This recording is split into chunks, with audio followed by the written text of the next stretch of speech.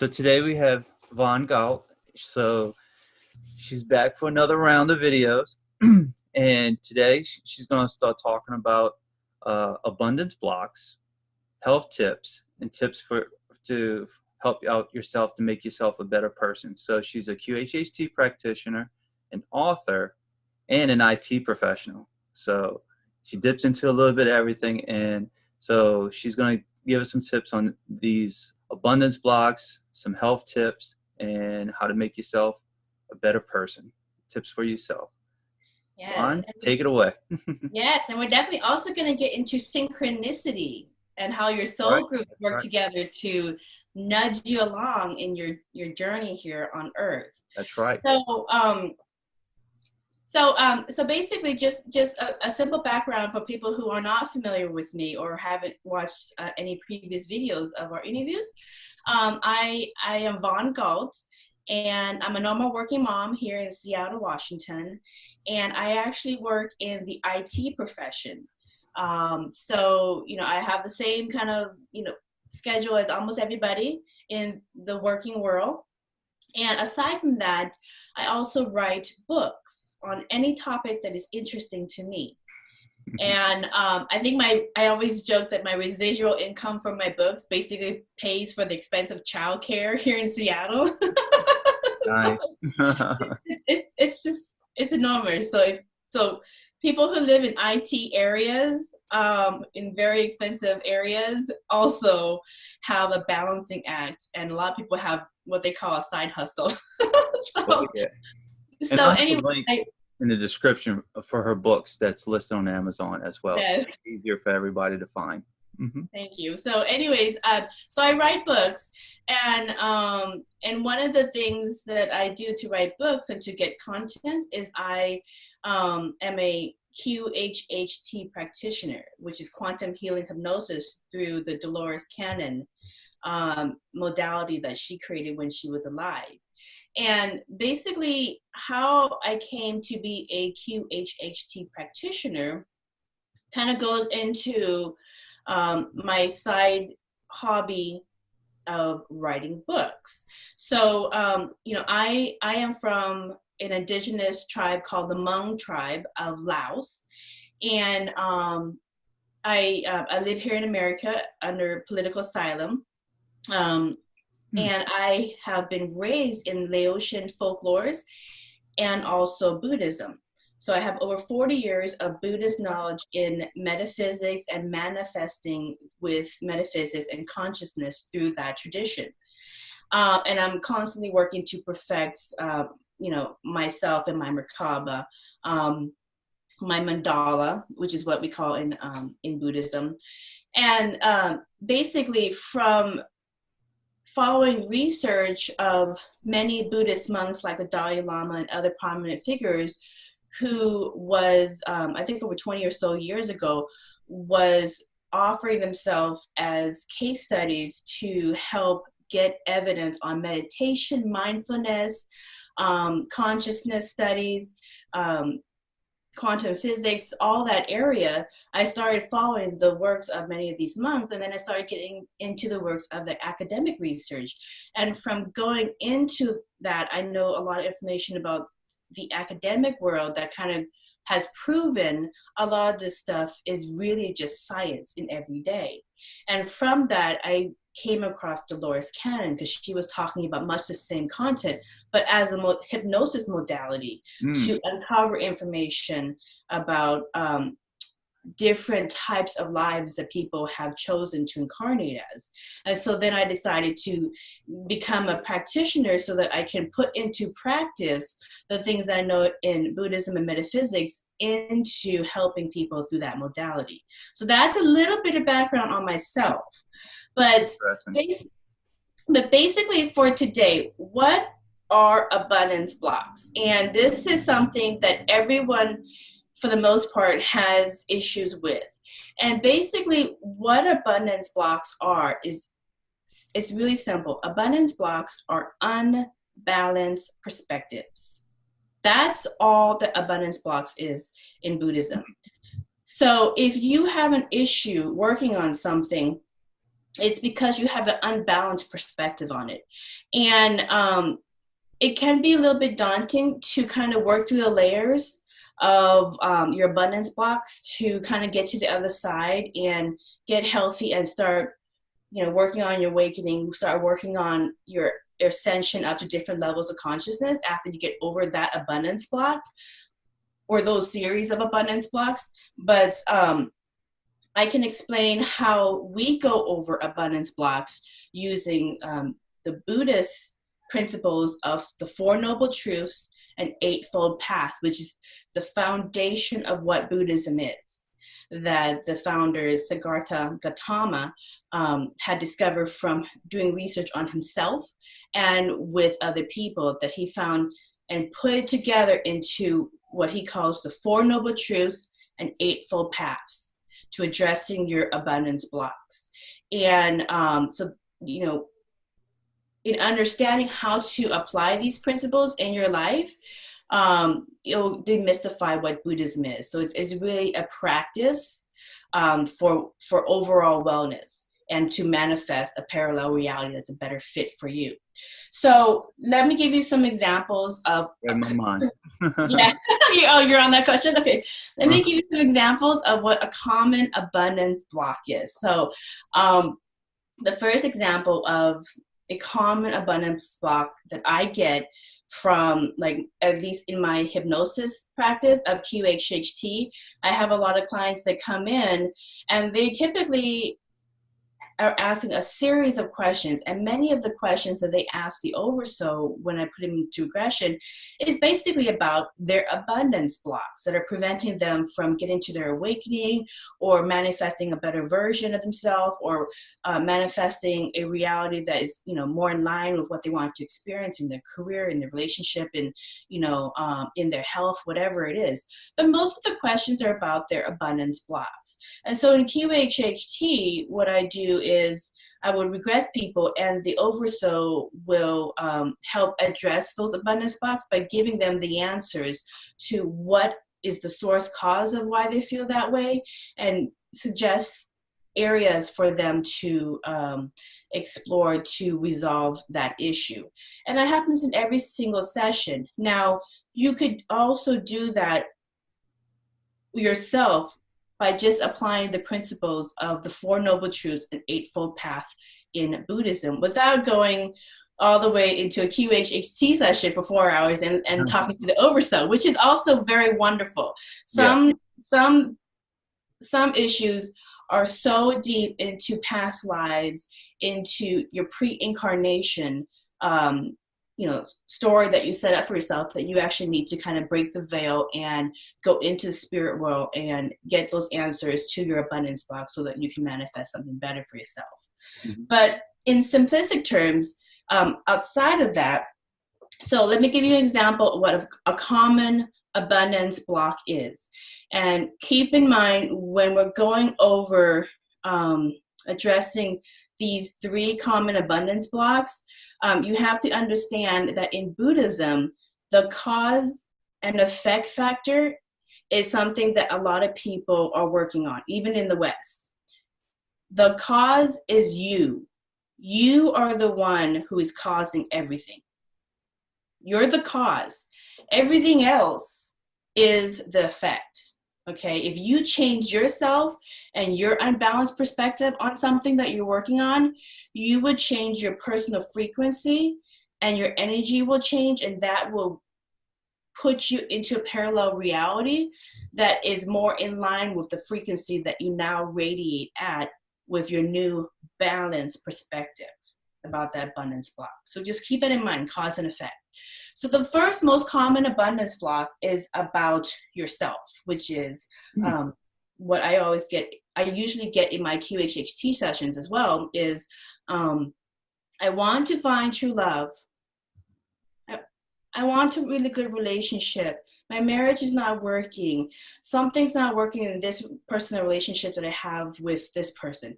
So the abundance block is basically that they want to find true love.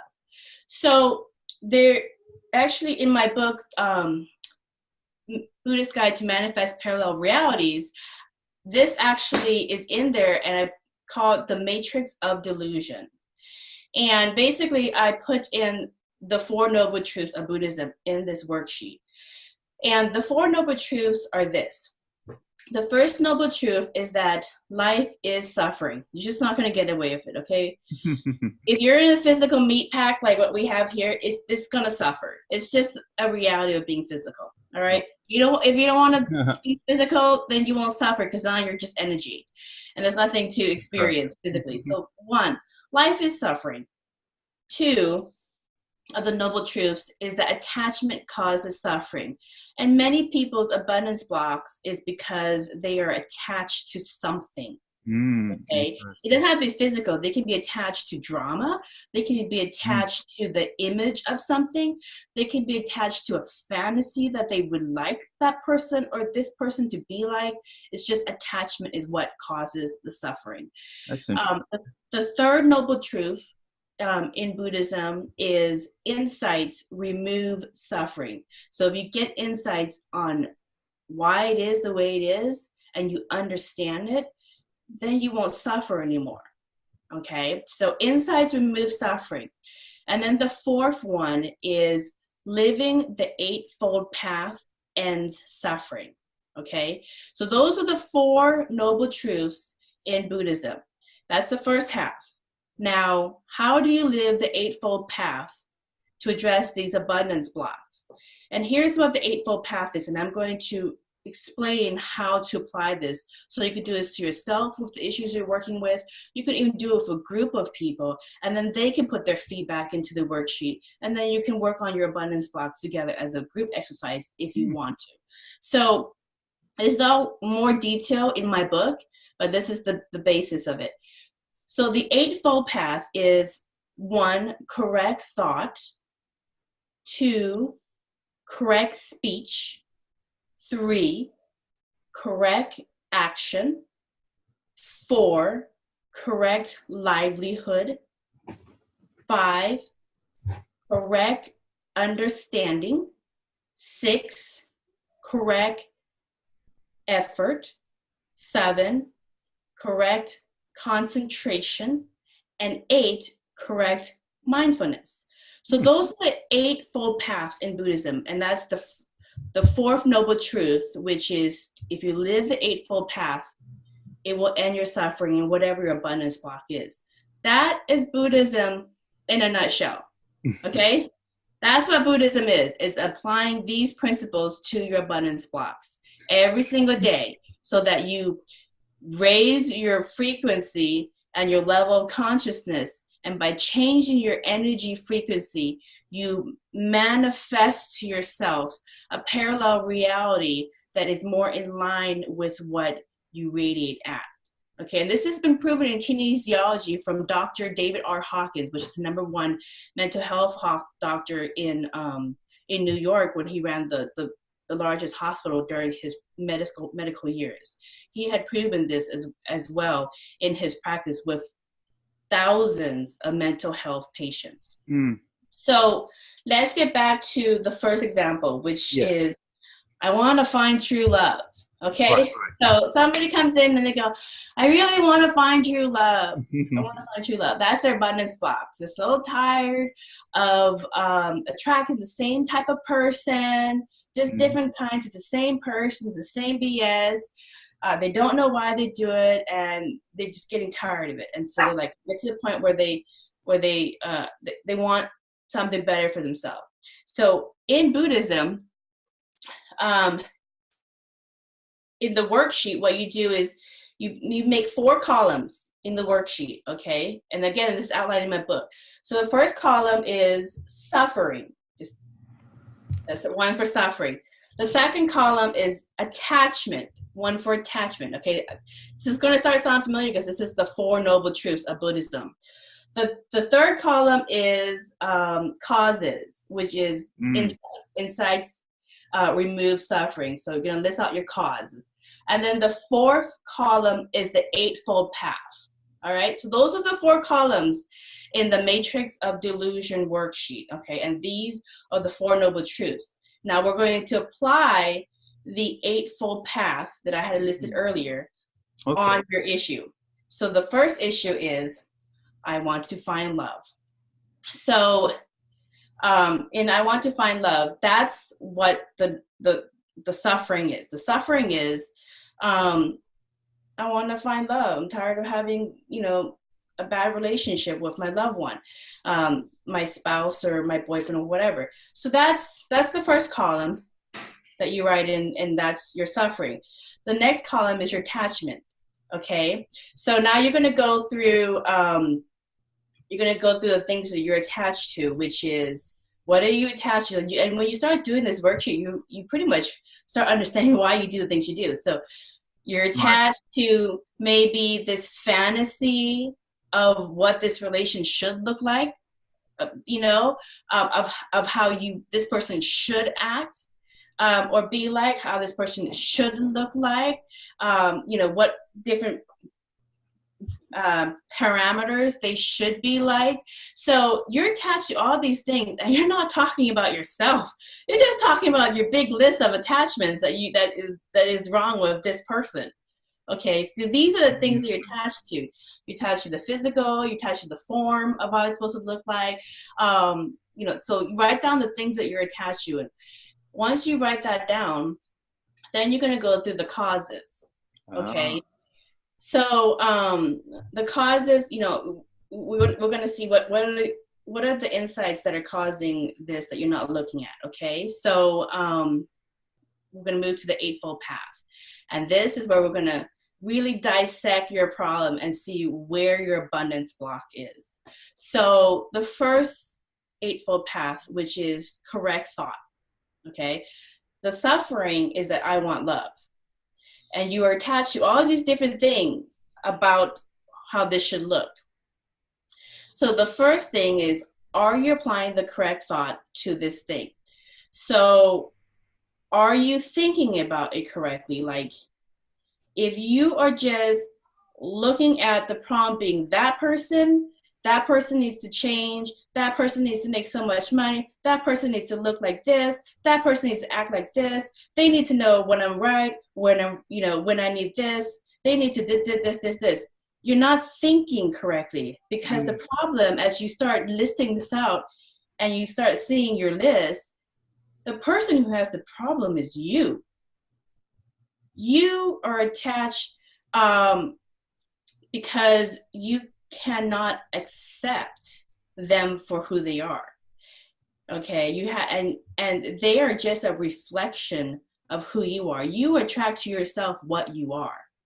You attract to yourself the same level of consciousness. So if you need to start working on yourself, then you're going to be a match or not a match, and you're going to attract a better relationship to yourself that's more in line with kind of your inner wellness. So that's the correct thought. The next thing is correct speech. So when you start looking at how you talk to this person, how you talk about yourself, and how you talk about this relationship, and you start writing down what are the common things that you say about this relationship or about the things that you're working on, and then you start dissecting how you talk. Are you constantly nagging? Are you constantly putting them down? Are you constantly calling them names? Are you constantly belittling them? Are you constantly belittling yourself? These are the things that you're saying out into the universe. So what do you expect the universe to send back to you? It's a computer. It's just reflecting back to you what you send out. So that's correct speech. And then correct action. Okay. So are you acting the way you're supposed to? So when you get home in this relationship, because you want true love, when you get home, there's the first thing you do is start pick a fight. Is the first thing they do pick a fight with you? Is the first thing you do start complaining about things around the house? These are the actions that you do every single day, and you don't know you're doing it. So you have to look at how you act in your reality, because your reality is just going to feed back to you what you act out. So that's action. The next one is livelihood. Are you living like you're in true love? Because if you want true love, the person that radiates the same frequency as you, whether it's the person you're with or whether you're dating, it's going to come back to you if you radiate at that level of consciousness. So if your whole livelihood is set up to make room for somebody, if you have your whole house full of your stuff and there's no room for anybody else, the universe is not going to send you somebody who's going to fill that extra space in your home or that closet, because you're not living Right. like you have an opening. That's Okay. interesting. Yeah, so livelihood, consider the way in which you live. Like if you're single and you want love in your life, but you sit around at home all day, complain that you don't have love, you're not living like you want a relationship. You have to put yourself out there. It's all training, you Right. know, so you have to put yourself out there, or at least put yourself on Match.com or any of the dating sites.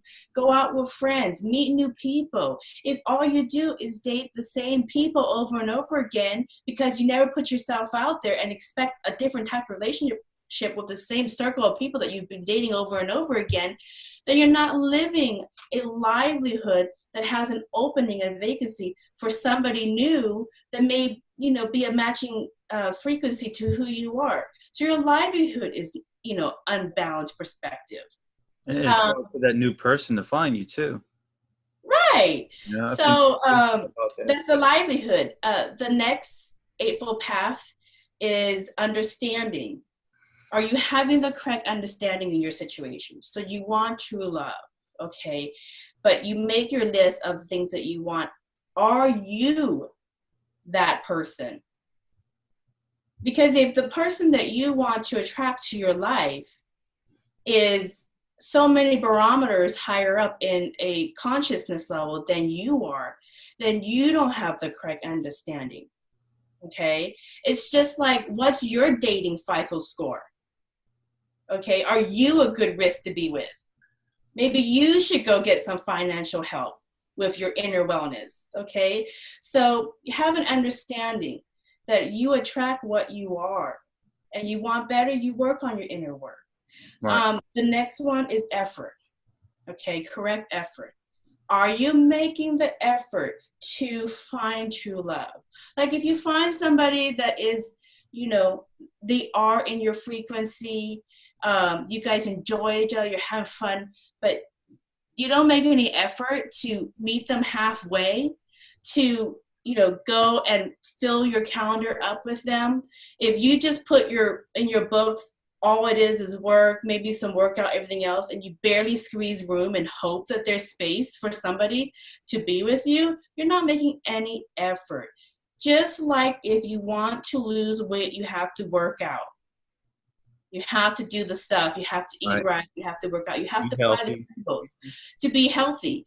Now, it's just like that with your love barometer. If you want to find true love, or you want to maintain true love in your relationship, you have to continually work on it, and you have to maintain it. Like it's like when you work out, you make it to a point where you get to your ideal health size, but then you let it all go. Well, you're not continuing to make the effort. You know, you have to make the effort and maintain that all the way through if you want to keep that. And people work to invest in your health. Exactly. Work to invest. Exactly. So make the effort. The seventh one is concentration. Okay, correct concentration. You want to find love, true love, but you're not concentrating on it. So let's say you are dating this person just because they're available, you're going here just because, but you know for yourself what is a good fit for you, but you're dating all these other people that basically are wasting your time, and it's basic distraction. So what do? Are you cheap and free? Is that it? You know, how do you see yourself? How do you value yourself? Are you for sale all the time? Are you for sale all the time? Because, you know, you only have so much time. You know, if let's say you want to have children sometime, you have a window in which you can have children. You can't have children at 70. I know there's a case study here and there, but for most of us, and even if you could, would you want to? So there's a time frame in which you want to be if you want to be a parent, you want to be a parent with somebody who's a matching frequency to you, who maybe is your true love, then you want to concentrate on, it's just like when you're training for like a marathon. You got to train, you got to live the whole principles, the livelihood, everything, and you have to concentrate. You can't have distraction. So if you're focusing on something and you're there, concentrate. So if you're on a date, for example, try to find true love. You met somebody you have a great relationship with, you talk to you, everything's, hunky-dory, chemistry's there. But on the date, the phone comes on and you're like, hi, how are you? Okay, I'll talk to you later. Da, da, da, da, da. 20 minutes later, the person's like, I gotta go. Where's your concentration? You did all that and then you didn't concentrate on the prize. Right, because that person accepted a phone call.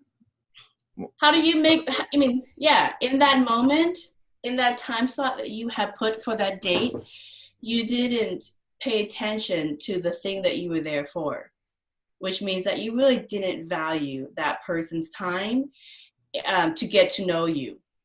And you don't really value yourself to give yourself a chance to really see if this is true love or if this can develop into one. So you got to concentrate when you're in there. When you're in the game, you got to concentrate. And then the last one for this example is mindfulness. Be mindful, okay? So let's say you're in a relationship and it's good, but you always constantly fight about your wandering eye. That is not being mindful of your surroundings. You're not being mindful of the person that you're hurting right there. Or if you're constantly picking up on date night, you're constantly picking up the phone to look at work or do this or do that, or go on Facebook, whatever, you're not being mindful of how you are losing that connection with the other person. Okay, so there's a lot of different ways that you can be mindful. So again, apply these principles into looking at your issue, your suffering, and you will see exactly the issues that you are doing to create these abundance blocks for this issue you're working with. And I know in my QHHT sessions, when I put clients through a regression and one of these abundance blocks comes up, this is the stuff that is brought forth for them, and the advice Oversoul brings forth for them as well. You're being distracted, considering other people. They'll get lifetimes where they are doing the same thing over and over again and not, following some of these principles. Mm. So, they'll get lifetimes where they're talking horribly to the same people in the same soul group. They're not, being reasonable, they're being neglectful, on and on and on, the list goes on. It's the same thing. So that is the first suffering. The second suffering that I commonly get is about wealth. So, I don't really like my job.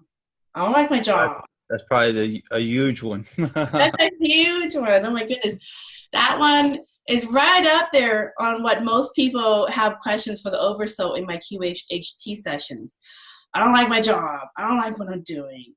Interesting. It's a big cause of their dissatisfaction with their earthly incarnation. So when you look at your suffering of I don't like my job, right, and you apply the Eightfold Path to end this suffering, let's put it through the ringer. Okay? So suffering in the column, your suffering is I don't like my job. Now list all the things you're attached to. So are you attached to a vision of how this job should to look like?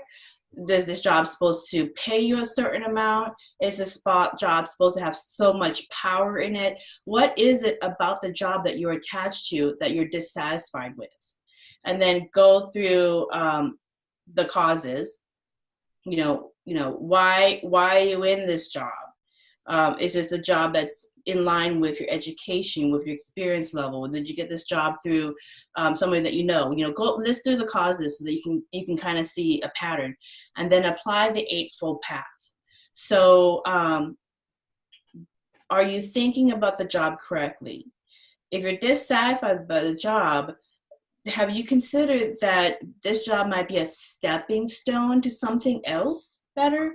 If your end goal is that you want to, let's say, run your own business in a certain field, like you say you're a construction worker and you want to be run your own small construction company or your small landscaping company, you had to start somewhere to get the experience so that you understand what customers want, how to talk to customers, how to invoice customers, how to do your taxes so that you don't get screwed in tax time, all these little things. Well, guess what, love?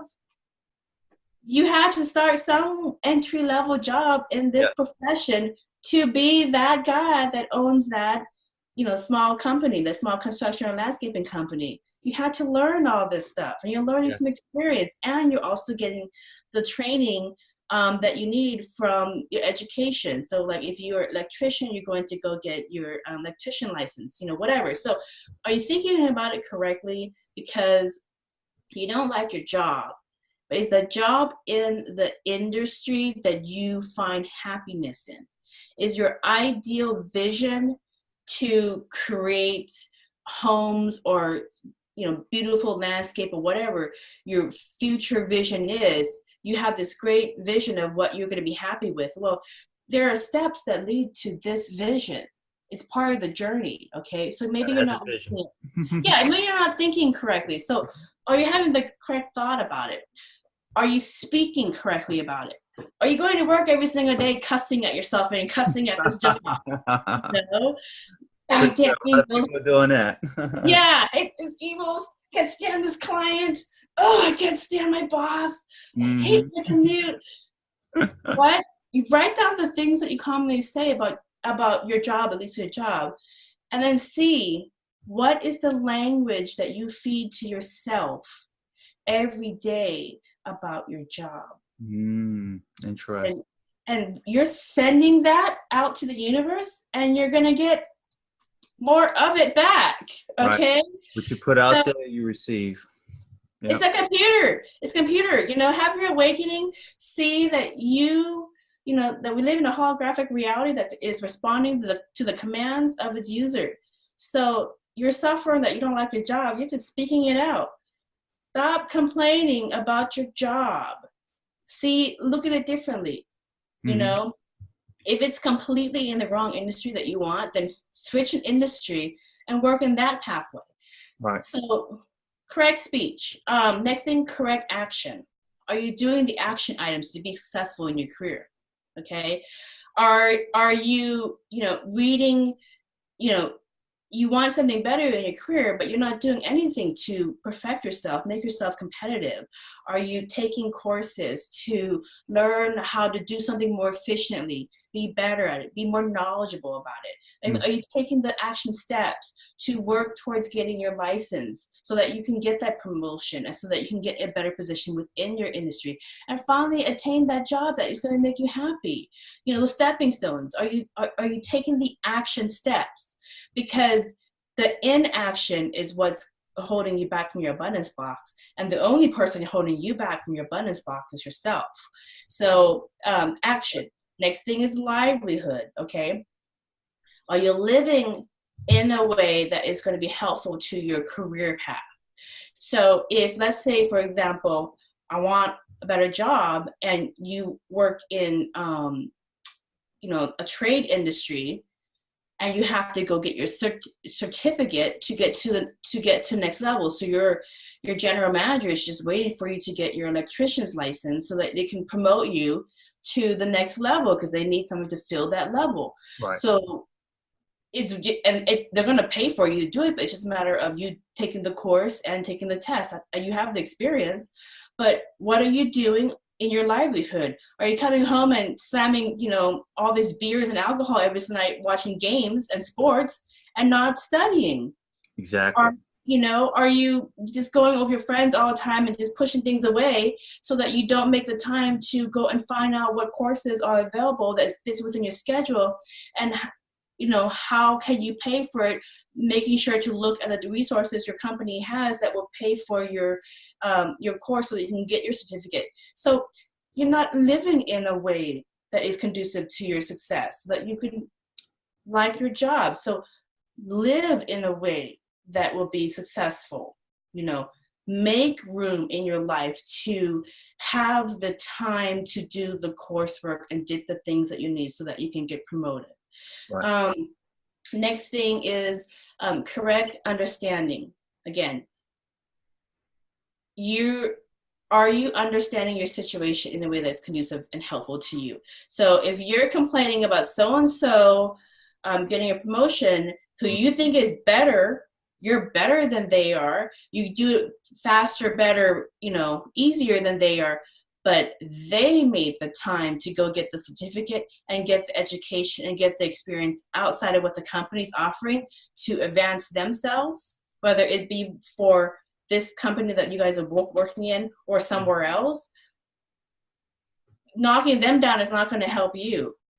Right. Because it's all about your own personal journey. So you need to understand that you are exactly where you are because you haven't made any steps forward towards your own advancement in your career.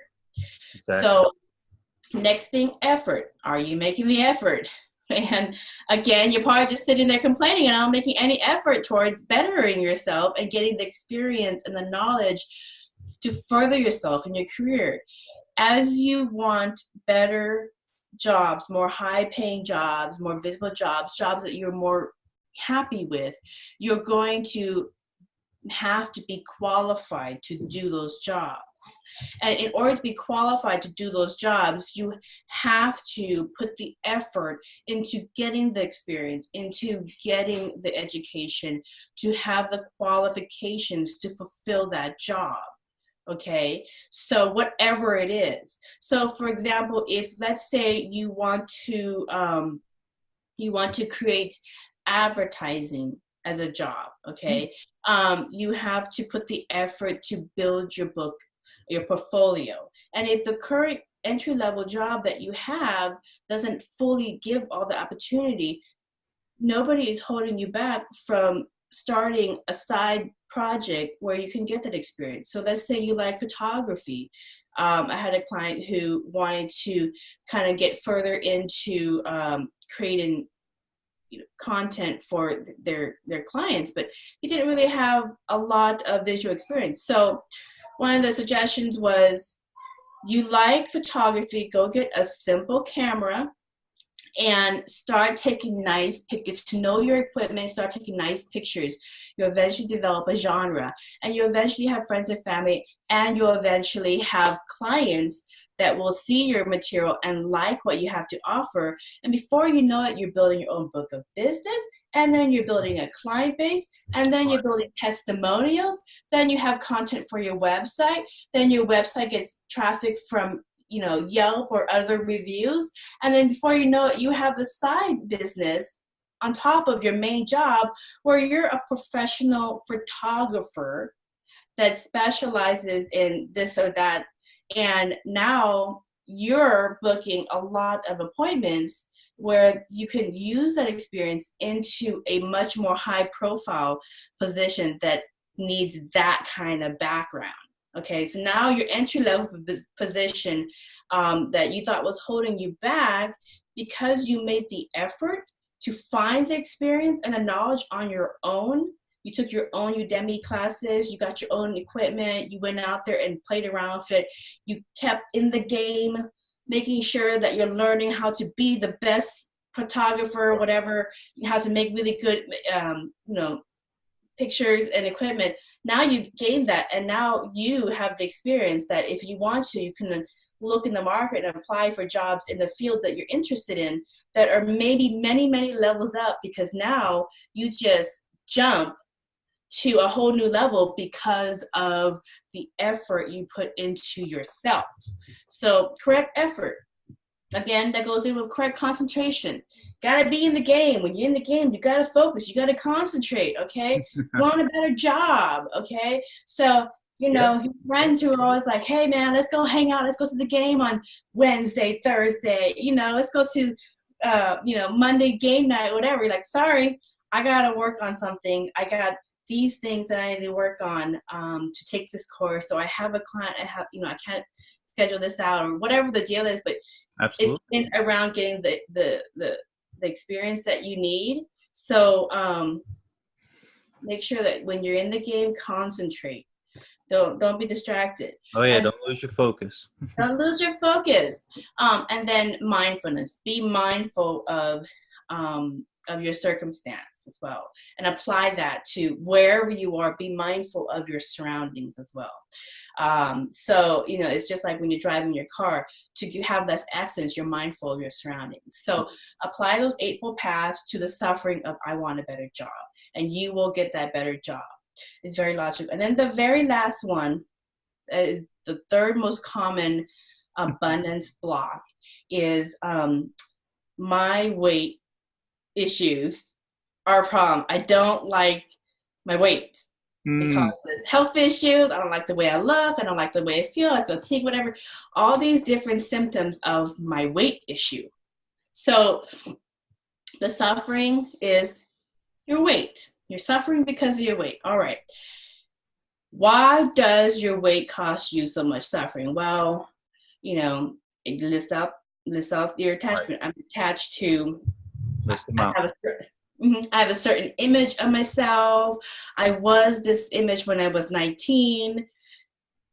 I could be like the supermodel. I think we're the same frame. I could be that. You know, whatever your attachment is, I had this specific size that I'm looking for because that is attached to when I was happiest in my life, or our relationship that was the best when I was this certain size. You know, whatever you're attached to, list out the things that you're attached to, and then list out the causes. Why are you having weight issues? Maybe you have your weight issues because you had a car accident that caused you to not be as active as you were before. Maybe you have weight issues because you just had some kids and the baby weight, you know, it's going to take some time to go away. Maybe you have weight issues because you're aging, and as you age, you do slow down your metabolism no matter how hard you try. So, you know, look at your causes and start listing them out, and then apply the Eightfold Path to that weight issue. So are you thinking about it correctly? Do you have the correct thought? Okay.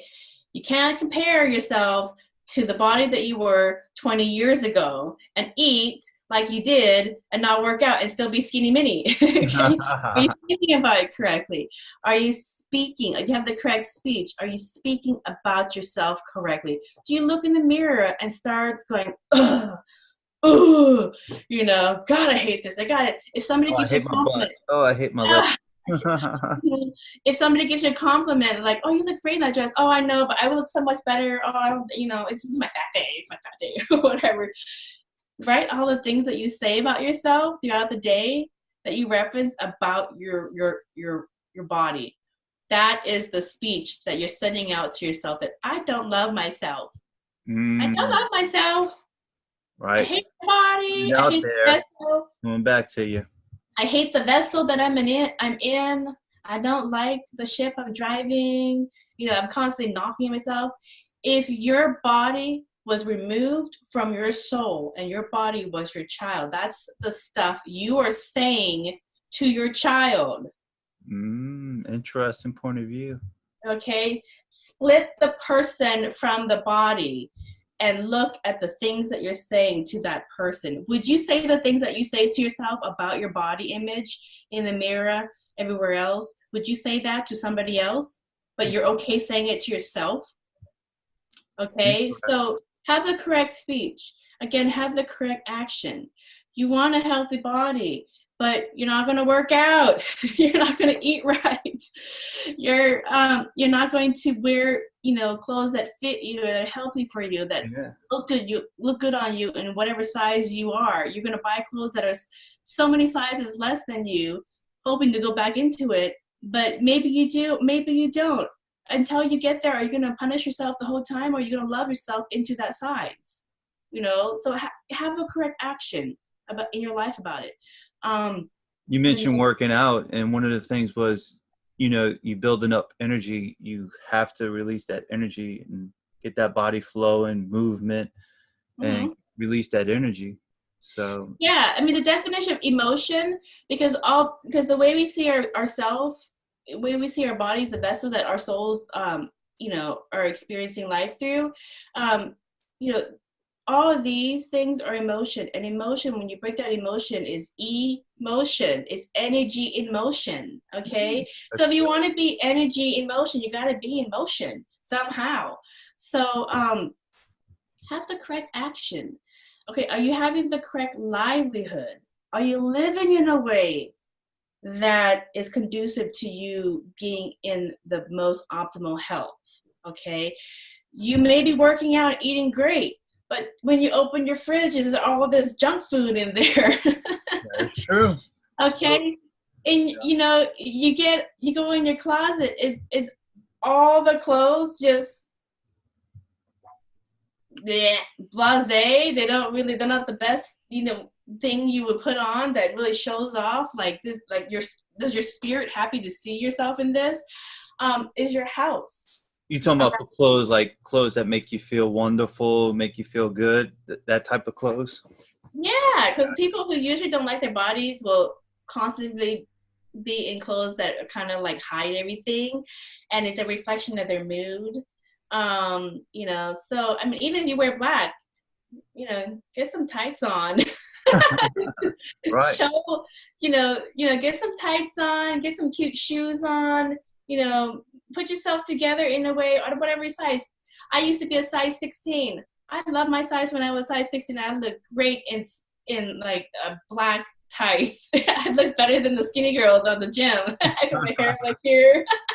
There Put you my go. hair like here. I had loose top, and I had really tight with like stylish black workout tights, Mhm. yoga pants, and it looked great at size 16. I actually got more dates at a size 16 than when I was skinnier.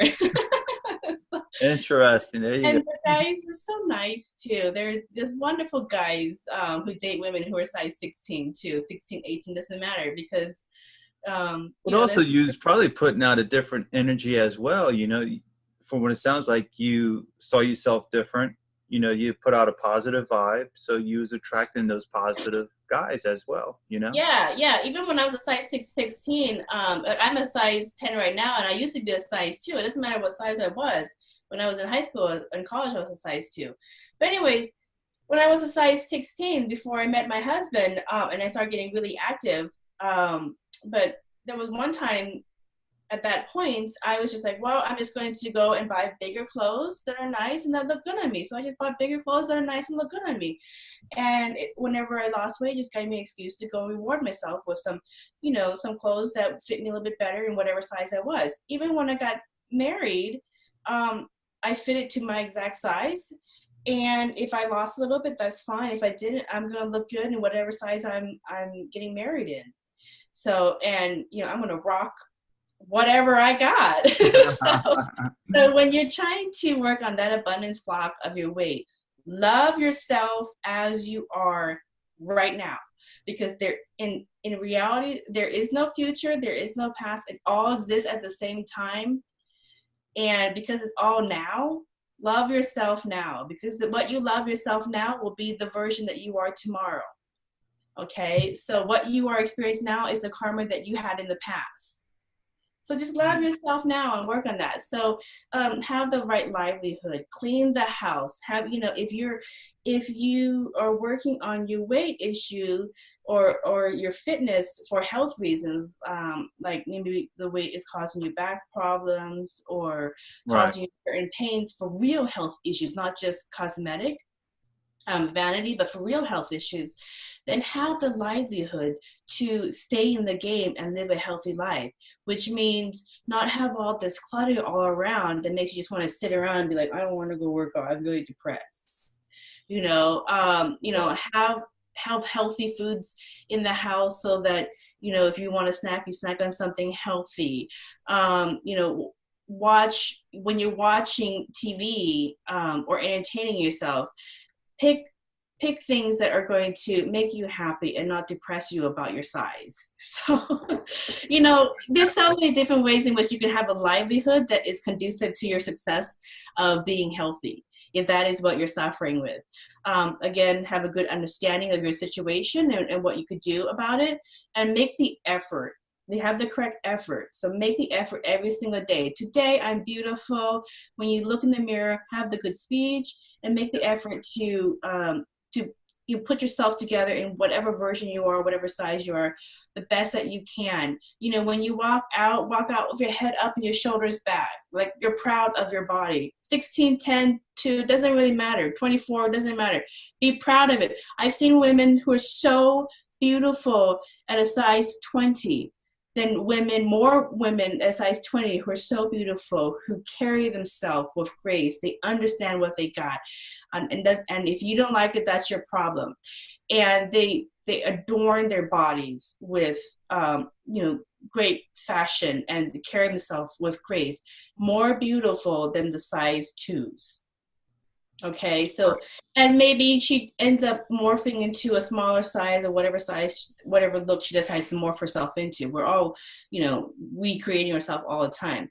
But have the correct effort. And again, have the correct concentration. Like when you're in the gym, concentrate on the things you're working on. If you're working on back strength, because that's where your back issues from your weight is, then concentrate so you don't hurt yourself with the weights. Concentrate and do the steps that you need. If you're walking around the neighborhood, concentrate on making sure that you're having the right movement. So when you're in the game, concentrate. And then again, the last principle is mindfulness, correct mindfulness. Make sure that you're mindful of your environment and the things that you do. So if you are trying to live healthy and you're constantly around roommates and people who are just really poor eaters that constantly want to take you out to the bars, you're going to go and you're going to spend 3,000 calories on a meal every single night, well, then you're not being mindful of their suffering, and you don't care. You really don't care. Let's be honest. Okay, so apply these 8 principles in your suffering of your weight issue. And before you know it, you're going to get to the ideal weight that you want, and then maintain that. Okay, so that is the 4 Noble Truths and Eightfold Paths of Buddhism, the basic foundation of Buddhism that you can apply to your abundant blocks in all areas. And when you apply that to your abundance blocks in all these different areas, and again, if you want to get a QHHT session just to get a cheat code to your abundance blocks and get it straight from the oversoul and from your past lives and why you do the things you do, or then you could do that as well.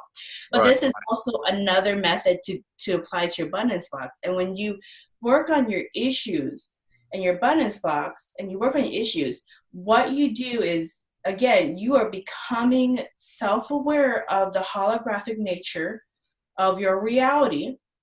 You're kind of playing with reality here because you're applying these principles to your issues and you're working on it and clearing them up. And when you clear them up, you clear the energy that you radiate at, and your reality has no choice but to reflect back to you a reality that is in match with your frequency and your level of consciousness. So you kind of have your own personal awakening by addressing your abundance blocks with the 4 Noble Truths and the Eightfold Paths of Buddhism. And you could do it with other modalities as well, but I've been trained in Buddhism, so I'm very familiar with that.